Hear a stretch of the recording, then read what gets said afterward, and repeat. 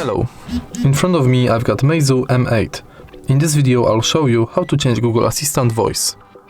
Firstly, go to Google app, go to Settings, Google Assistant and tap on Assistant Voice.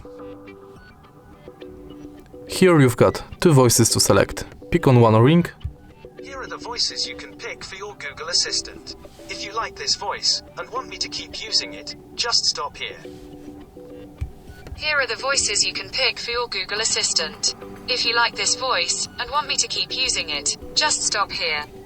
And it's set. If you find this video helpful, please leave like, comment and subscribe.